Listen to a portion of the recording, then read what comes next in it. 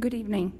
The open meeting law requires that I notify the public that this meeting is being recorded. Therefore, please be aware that an audio and visual recording of this meeting is being made and broadcast by Boston City TV, which is a part of the City of Boston of Cables Communication. Hello, I'd like to call the meeting to order. My name is Carl Richardson, and I am the acting chair of the Boston Disability Commission. And to my right? Hi, I'm Kristen McCosh, the Disability Commissioner for the City of Boston. To my left? Kenyatta Campbell, board member. And on the phone? Please introduce yourselves on the phone. Kyle Robodeau, the commissioner, board member. Dariana Hosseini, Commission Board Member. Thank you. Next would be the approval of the April minutes. We're still waiting to get those, so we'll table that until the June meeting. Next is Commissioner McCosh's report. Thank you, Carl.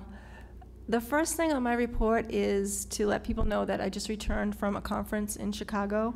It was the National ADA Symposium that's held each year. It's located in a different city every year, and it's a chance for disability commissioners from across the country to come together and learn updates on ADA, discuss best practices, take workshops in areas that we may not work frequently with. For example, I took some workshops on employment, which is ADA Title I, and some on transportation, which is ADA Title III. For my main role is ADA Title II. So it was a good chance for me to expand my knowledge broadly on ADA requirements, so I can share that with other city departments, and also to network with people from across the country. Currently, I participate in a monthly call with disability commissioners from around the country, and other commissioners who I work with regularly are from Chicago, New York City, Philadelphia, LA, San Francisco, Baltimore, Houston, and several others. So we have a monthly call where we discuss emerging issues, best practices, and we really kind of collaborate on things that we're working on. So it's a really good group, and it was a great time. Sometimes I think I've learned everything there is to learn about the ADA, and then I go to a conference and I learn new things, so I'm always appreciative of that. So because I was away for the last week, I don't have a lot on my report. I will just say that I'll give an update on the Disability Community Forum, which was held the week before last. It was held at Suffolk University Law School, and we had over 100 people attend, and of those 100, many were first-time attendees to any of our programs, so we were excited about that because that means we're reaching new people, which is one of our goals. And we had a robust dialogue with residents. People signed up to speak, and they were allowed 3 minutes to speak on the mic, and they raised issues that we responded to on the spot, most of which will require some research before we can really answer those questions adequately, but we do use those questions to inform our work for the year. Questions ranged on everything from the Boston Public Library to MBTA bus stops to schools and sidewalks. So we will produce a report just talking about the issues that we covered in the forum, and to that end we also have already produced a report, our annual board report and our annual department report, and those are available. Are they in the packets tonight, Chris? Okay, so they're in the packets for board members, and we can also give them to the public if they haven't received them already. And they're available online on our website at boston.gov/disability. So those are my main updates, just the forum and the symposium I was at, and also just to remind people that ADA Day will be held on Tuesday, January 25th, on City Hall Plaza. That's our annual celebration of the Americans with Disabilities Act, now celebrating its 27th anniversary. So it's a day when people can come out. We have free food, free t-shirts, we have music, we have information tables from other departments in City Hall and other disability agencies. The mayor usually speaks, depending on his availability, and we usually honor one local partner who's done a lot of work on disability issues. So stay tuned to find out who we'll be honoring. And that wraps up my report, Carl. Next, we have Leah, who is a fellow with the Port Institute, who wants to say a few things. Thank you. Hi, everyone. My name's Leah Igdalski, and I am a fellow from the Rappaport Institute for Greater Boston. I'm a master's student at Boston College School of Social Work, and this summer I will be working in the Commission's office for 10 weeks, and my main project, my focus, is to create an accessibility priority survey. So this is another way that the Commission can reach out to Boston residents and hear what they see as priorities in terms of accessibility and get feedback to inform the agenda. So I'm happy to get feedback, advice from anyone, so you can get in touch with the Commission's office and ask to speak with Leah. Thank you very much. Hold on, Leah, you're not getting off the weekend. All right. So I just want to find out, what do you envision in this, is it just, like, we have ADA checklists, say, for building access, you know, physical access, but I'm assuming you're going to go much more broader and talk about, say, communication access for the deaf and hard of hearing, programmatic access, that sort of stuff, right? We kind of envision this as a broad survey to see, you know, kind of what are the areas of focus. Is it housing that people want us to look more at, transportation, and the Commissioner can answer more about that. Yeah, I'm happy to jump in. So we know that since Mayor Walsh was elected into office, he's undertaken a number of strategic planning initiatives. He's introduced Go Boston, which looks at the city's overall transportation, everything from cabs to buses to pedestrian routes to traffic. We have Create Boston, which is looking at ways to reinvent the city with arts and culture and events. We have the Elderly Commission just completed an age-friendly project, which was several years in the making. They did a survey tool as a piece of that. So we really envision this as we'll develop a survey tool to help residents give us their information and let us know what they need us to work on. And I'm just going to welcome one of our board members who's just coming in, Moses. Okay. Mark Mallard. He can take a minute to get settled while I finish with this survey. Once this survey's done, or this tool is done, how are they going to be implemented and used, or what's the hope? So Leah will spend a good bit of the summer, the beginning of the summer, developing questions, reaching out to different agencies. Like, she'll reach out to the Elderly Commission to see what their priorities are, or where they could potentially release the survey for people to fill it out. She'll work with Fair Housing and the Mayor's Office of Immigrant Advancement, because really we want to reach the residents who we're not reaching. We know that we get a lot of people who come to our events and we do a lot of good work, but there are still a number of people who either don't come to City Hall or don't come out to meetings, but we still want to be able to ensure that we're meeting their needs, whether it's education, if it's youth services, transition services, education. We want to know where to focus our priorities. So it's not so much building surveys as it is priorities, like where do residents and visitors, it's certainly open to people who don't live in Boston, because we know, thousands, tens of thousands of people come into Boston on a daily basis. They use our sidewalks, they use our parks, they use our buildings, so we want to know what works for them. So Leah will spend some time developing the questions and putting together an outreach plan. We're not 100% sure right now of the time frame, if we're going to complete it in like a month, or if we're going to leave it out there for 6 months. So Leah just started last week, so we're in the process of trying to figure this all out. But we hope that we can use the board members to share the survey once we complete it, and get a really broad base feedback from people with disabilities or people in the disability field. Terrific. Thank you. Any questions from the other commission members? No. Anybody on the phone have any questions? No questions, thank you. No question. Okay, great. Thank you very much, Leah. Next is the architectural access update from Patricia Mendez. Can I just make one correction? I believe I said ADA Day was going to be January 25th. You did. It's July 25th. It's a summer event, so thank you. Hello, everyone. My name is Patricia Mendez. I'm the Architectural Access Specialist, and I have a few updates. First, I'd like to invite everyone to the Access Advisory Committee to the MBTA Summit. It's this Wednesday, May 24th. at the Transportation Building, 10 Park Plaza, second floor. Commissioner and I are participating in the panel. Yeah, it's an annual event the T puts on to talk about the latest transportation initiatives for people with disabilities, and also to hear feedback from people with disabilities about what's working in the T, and again, what their priorities are and what they want to see. And it's a great event if anybody's interested. 10 Park Plaza, Wednesday, and what time does it begin?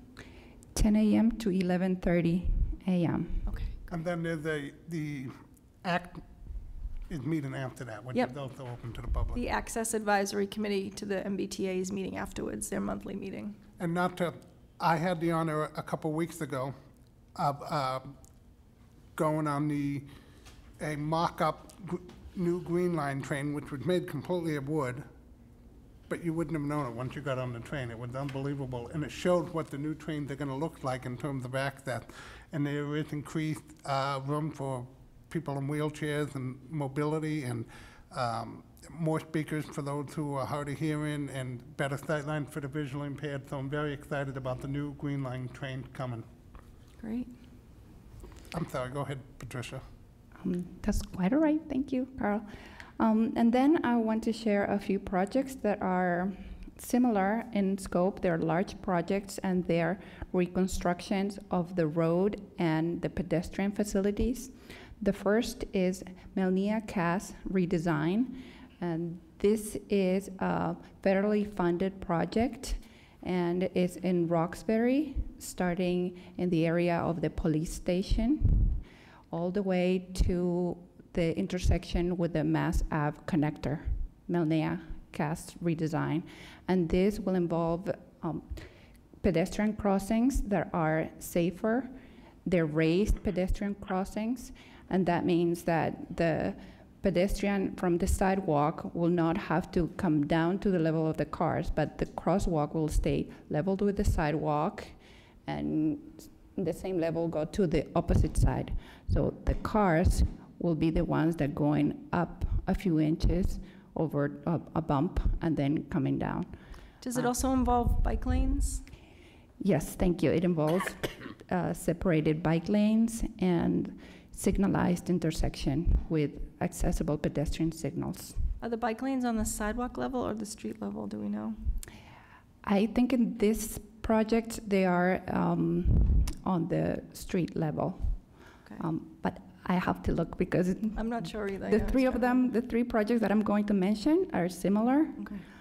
So I don't know exactly if this project has the bike lanes on the sidewalk shared or on the road, but definitely a designated area for the bikes. Great. The next project is the Sullivan Square reconstruction, and this is part of the Wynn Casino mitigation. The Sullivan Square redesign is separate from another bigger Sullivan Square redesign. The one that I'm talking about is shorter term, and it has to do with the Everett Wynn Casino being constructed in Everett. And this has improvements for the pedestrians. It has new crossings, markings, sidewalk improvements, road improvements, and connection to the bus facilities at the Sullivan T station.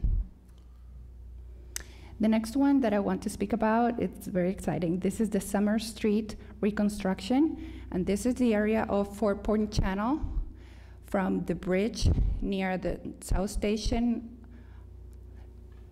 towards the Boston Convention Center. So the project is about 4 or 5 blocks, and that will also include reconstruction of the road, new bike lanes, some trees, and reconstruction of the sidewalk to make them accessible and safer than they are now. I know those cross slopes are very dangerous for people in wheelchairs. They tilt you towards the street. So to have that reconstructed will improve safety and pedestrian access. Is that where the new GE headquarters, isn't that going in that neighborhood? It's going in that neighborhood, yep, around the corner. Yeah. Yes, near that area. And it also includes some trees and some benches. It's exciting. Any questions on those reconstructions? Okay. The next one, I just want to mention the Vision Zero meetings that I attend every month. And we talk about concerns from the result of vehicular crashes. And I brought a couple of concerns from the constituents because they can address them and we can talk about them in a group. One of the concerns was from West Roxbury resident. They're reconstructing the pedestrian curb cuts, and the concerns were that the Corey Road vehicular traffic is too fast. The signs there were marking 30 miles per hour when the speed should be 25. So we addressed that, we talked about it, and we reported that the sign was left from the past month, and they meant to take out the sign, and they're going to correct that. And then the other concern that I brought up for discussion is the one that we talked about here before, about Cambridge Street in Alston, about that yellow light and the pedestrian crossing issue with my constituent who is blind. And this time we talked about it again with the police department, who is going to reach out to his team again and discuss more details and see if we can address it maybe with a flexible post. And we're going to continue the conversation. Another item for Boston, for Vision Zero, is that I want to mention is the representative from the Boston Police Department testified at the State House in support of a bill for requiring hands-free use of cell phones. And that's it for me. Any questions? Anybody have any questions on the commission? No. No. Okay. Thank you, Patricia. Good job.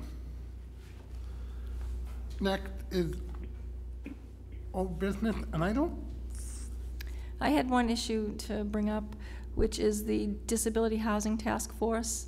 This was a branch of Housing Boston 2030, the mayor's strategic plan for developing new housing in Boston to meet the needs of residents. So a piece of that plan called for a task force on disability housing. So we've been meeting for the last 2 years, and we just wrapped up our meetings a few months ago and made a series of recommendations to Mayor Walsh, who is very supportive of our recommendations. So we're just finalizing them right now, and then we'll be releasing them to the public sometime in the next month or two. And these new regulations will increase the percentage of accessible housing that's built from 5% to 10% in new city developed buildings.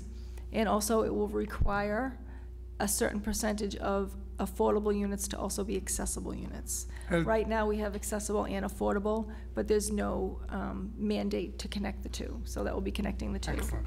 Has there been has the developer community, meaning the building developers, heard about this yet? And if so, has there been any pushback? No, they haven't heard about it yet. Like I said, it's just in the final process of. Hope they're not watching TV tonight. No, it's fine. I mean, it's all, getting ready to be announced, so it'll be moving forward soon. And it won't impact them in a really severe way financially at all. It's just more shifting which apartments are which. Okay. So it's good. I'm And looking then, forward to that. yeah, it should be really exciting, and I'll let everybody know when we are going to have the announcement. Will there be an announcement, and will the public be invited? Yes, the mayor will be. Maybe we could have some members of the commission. Yep, we'll definitely invite the commission and the members of the public. And And the then one public. other update I had was on Beacon Hill, the ramps. I was going to ask about that. Yes, we heard today that the city prevailed in the lawsuit that the Beacon Hill folks were having to try to prevent the work from being done. So I don't know about any next steps yet as far as when Public Works Department will be going in to do work. But it's a very small change that we were asking for in the city. We were asking for the corner curb ramps to be built in concrete instead of brick. We're not asking to touch the sidewalks or remove any trees. It's simply the corner curb We were cuts. also asking for the tactile strip. Yep, tactile strips and concrete just on the curb ramps. So that was really exciting that the city has won that battle. I believe that an appeal process is offered to the complainants, and then they'll get 30 days to do that, and then we'll see what happens if they Will appeal there it. be an announcement made about that, or are we waiting to see how Beacon Hill? I'm sure that it will all be coming out in the coming weeks. Okay, thank you. Any questions from anybody? No. That's excellent news about the Beacon Hill thing. As many of you know, it's been in the court for 2 years now. So I'm very happy about that. Next, we have a letter from a resident talking about the blocking of MBTA buses, MBTA bus stops. And we're going to discuss that to see what we can do about that. Patricia's going to read the letter. What was that? Patricia will read the letter. Oh, great. Go ahead, Patricia. This is a letter from Kevin Quinlan. Dear Commissioner McCosh, please be advised for some time there has been an ongoing situation at the 156-158 Brighton Avenue MBTA bus stop in Alston, where MBTA buses are unable to pull into their bus stop due to motorhome-type vehicles, often huge, with lengthy trailers attached, regularly and completely blocking the bus stops, even though the bus stop is well posted and a bus stop and tow zone. Neither the Boston Police nor the MBTA police will enforce the prohibition against parking in the bus stop, as the bus stop is frequently posted with permits being issued by the City of Boston Transportation Department in clear violation of its own regulations. The issued permits thereby allow for exclusive use of the bus stop by certain parties operating these offending vehicles. During those permitted times, MBTA bus riders now unconscionably must keep out into very busy Brighton Avenue at Harvard Avenue to board the bus routes 57 and 66. This can be very treacherous for the elderly and disabled, especially after dark and in bad weather. Since April 27, 2017, I've repeatedly, without luck, tried to get a response from various officials in the City of Boston as why the Transportation Department is issuing these permits both in clear defiance of regulations and the general welfare. Having no adequate response from neither the Boston Transportation Department nor the mayor's liaison to Alston Brighton, I decided to research relevant Boston and Massachusetts bus stop laws and regulations. I discovered as follows. The traffic rules and regulations City of Boston, effective November 1st, 2012, provide as follows. Preamble. No person shall allow, permit any vehicle to stop, stand, or park in any street under the control of the city in violation of the rules and regulations of the Transportation Commission and or the Commissioner of Transportation of the City of Boston. The enumerated rules, without relevant exceptions, include the following. Article 4, Section 1, page 8 and 9. No driver shall stop, stand, or park. 12. Upon any roadway in such a manner as to obstruct the movement of any streetcar, bus, or railroad train, and 13, at any place where at least one official sign has been posted or erected prohibiting stopping, standing, or parking. Section 2 of the same regulations on page 56, 58 authorizes the police to have vehicles towed in any area designated as a bus stop except buses. See definition of bus on page 1 of the regulations, making the offending vehicles not a qualifying bus. Not knowing how the Transportation Department could use the subject permits apparently contrary to its own regulations, I researched and further found as follows. 703 CMR 2.00 Code of Massachusetts Regulations, promulgated per MGL-C 161A, provides for MBTA bus stop parking enforcement. Section 2.04 states, "The authority or its designee shall enforce the provisions of 703 CMR 2.00. Table 1 provides for a $100 fine for parking in an MBTA bus stop. On Saturday Eve, April 29, 2017, I called the MBTA police and spoke to MBTA police officer McDonough and discussed the situation of vehicles in the bus stop and the city permits. Officer McDonough advised me the T police will not act on the matter due to the Boston permits. The result is the city permits not authorized under Boston's own regulations are impeding required enforcement of 703 CMR 2.00. Furthermore, under the terms of a certain settlement agreement in the United States District Court for the District of Massachusetts, Daniels Feingold, Boston Center for Independent Living, et al., v. the Massachusetts Bay Transportation Authority, CA, number 02CV11504, MEL, there are provisions required of the MBTA as follows. Page 3, H, pulling buses into curbs at bus stops. Page 27, removal of illegally parked vehicles at bus stops. And ticket and tow all vehicles stopped in bus stops and develop an enforcement plan to effectuate this policy. Clearly, the subject City of Boston 156 to 158 Brighton Avenue parking permits seemingly frustrate this federal court settlement. I also understand there has been some discussion about shortening the subject bus stop.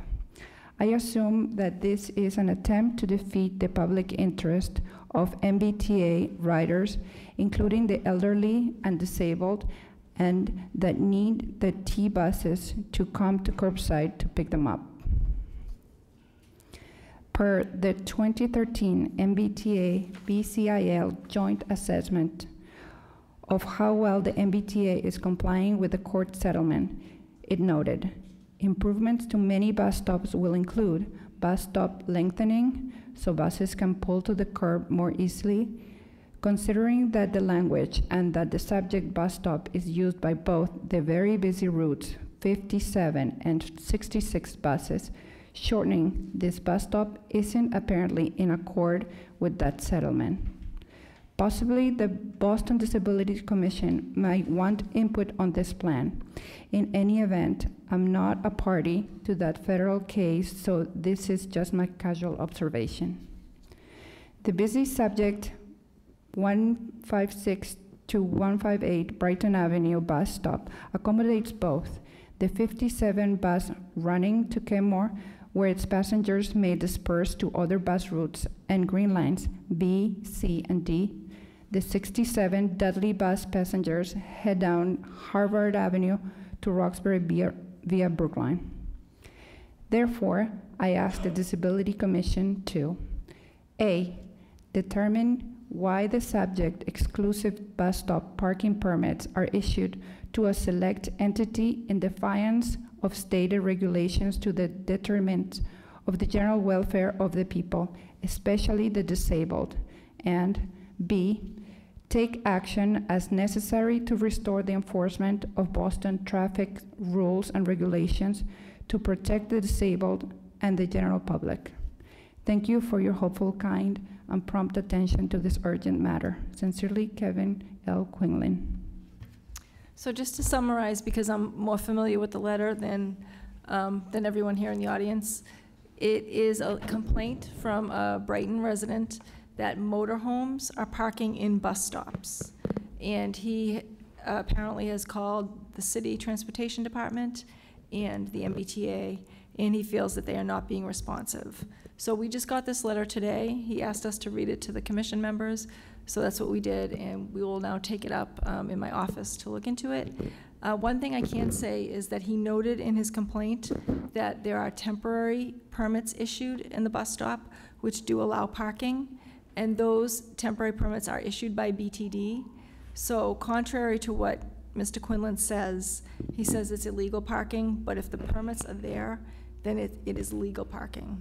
The question that I would like answered is why they're giving parking rights in a bus stop.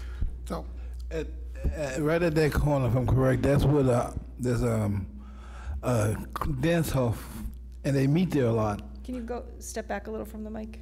Yeah. That better?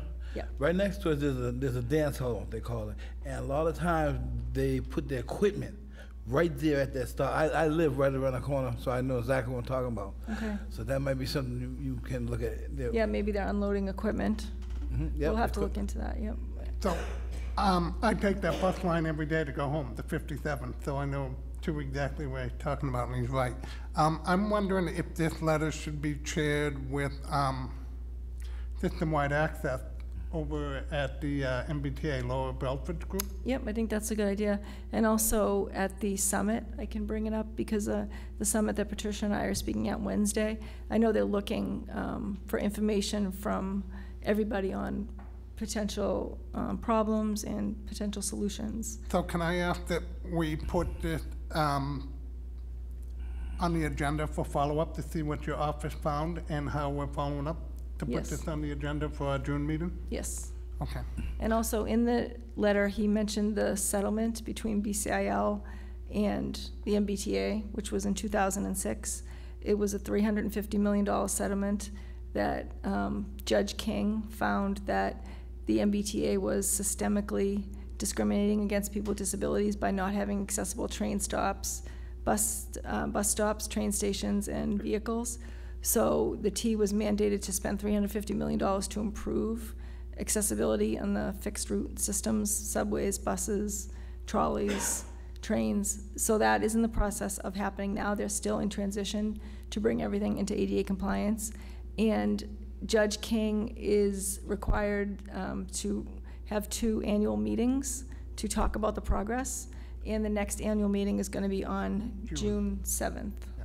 June 7th from 5 to 7 in the evening. And at that meeting, Judge King will report on any issues that were outstanding for the MBTA as far as accessibility and new improvements that have been made in the last 6 months. So the public is welcome to attend those meetings. Does anybody have any questions or concerns regarding the letter regarding the MBTA bus stops? I wouldn't mind that if you would give them a certain amount of time. Since they use buses to transport some of their equipment, maybe we should give them a lot amount of time to get their equipment, everything, and then move out the way. I think that should be something that will help them out a lot. I think I'll look into the causes first, and then we can definitely talk about ways to make sure it doesn't happen. I also wonder why, and maybe this is connected to the causes, if this individual is calling the MBTA police, the police, and all the other places, why they're not following through. So that's a little bit concerning too. Yep, we'll have to find out. Okay, thank you. Next is new business, letter from a resident? That was the letter that Patricia That just was the read. letter, Yep. okay, so it's the agenda, okay. Are there any new action items that the commission would like to discuss?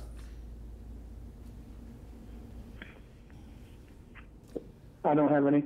Okay, hearing none, we'll move on to public input. If anybody from the public wishes to speak, please make your way to the podium, announce your name and what you want to discuss. Good evening. My name is Richard Welch. I live in Chinatown. And one of the reasons I'm rising is a little solidarity with Mr. Quinlan, as I do see this issue in a lot of bus stops. The reason I came tonight was to bring up another issue. Recently, in my high-rise building that I live in, the elevators were shut down due to a fire alarm being pulled in the building. They were off for 90 minutes. There's no stairway entrance to reasonably get to the upper floors. It's a 28-story building, 400 units, and approximately 1,000 people in the building. We know that 20% of the US population has a disability, and I find the amount of time that a residential building had to wait to gain access to their residents in the middle of the night is kind of untenable at best. My understanding is that this happens because of a state law that prohibits the local fire department, once they've cleared the building, for people to be back in it after an alarm. Apparently they are prohibited from resetting the elevator bank, which is basically a switch and a panel. They could do it, they won't do it. And I'd like the Disability Commission to look into circumstances such as this and whether or not the Boston Fire Department can give the on-site personnel permission, once they've cleared the building, to allow residents to use the elevators again without a central station alarm company showing up to reactivate the elevators. Can you just clarify the reason again? They have to wait for the alarm company to come? Is that what you said? I believe, now I'm not positive on this, this is something that needs some clarification, but I believe it is a security requirement having to do with regulation of the elevators and security. And I suspect, having a locksmith education, that this is codified in Mass General Law, that they have to do it this way. Have you been in contact with the elevator board at all? I have not. Okay, they're located in the Department of Public Safety, so that's something that we can look into in my office, Okay. and we can get back to you. And also, just a note on the bus stops, that issue was also raised at our community forum about bus stops in South Boston. So we know that that is an ongoing issue, and we will address it with the T. Another question regarding that issue is whether or not meter personnel could be dispatched to ticket vehicles in MBTA bus stops, or if that's just the purview of the police authority for the MBTA or the Boston Police Department. I'm sorry, I didn't hear that question. All right, I'll repeat it. He's wondering if the Boston Police Department could also ticket the bus stops, or that has to be done by the MBTA police. I believe since it's in the city, the Boston Transportation Department, BTD rules and regs, I believe it's if it's a violation in those regs, that the BTD traffic control officers, also used to be known as meter maids, I believe they can ticket if it's a violation in those laws, those ordinances. But I will find out. Okay. I can send you an email. And with regard to Is that Mr. Kimieta? I used to work there. It's correct. Oh, it that is, okay. They can tag, yes. Okay, so the BTD parking control officers can ticket cars and bus stops.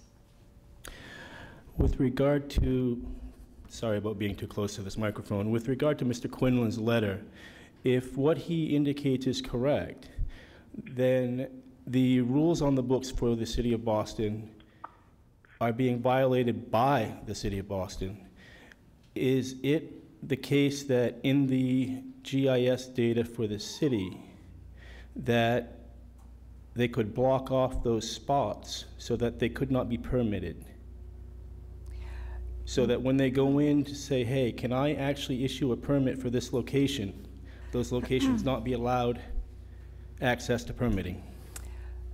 I can't really speak to the specifics because, like I said, we just got the letter today, but I will say that if it's a bus stop, we can certainly work on enforcement to have the bus stop open and not parked in there. So I'd like to find out the reason why permits are being issued to park there. I don't know if it's an extra long bus stop or if it's on hours when the buses aren't running. I really have no idea. So I think if I find out the reason, that will be most helpful, and then we can work on a solution. I promise we will look into it and have some sort of an update at the June meeting. Yes, because we've heard about it from 3 different residents now, so we will definitely look into it. Thank you. Anybody else?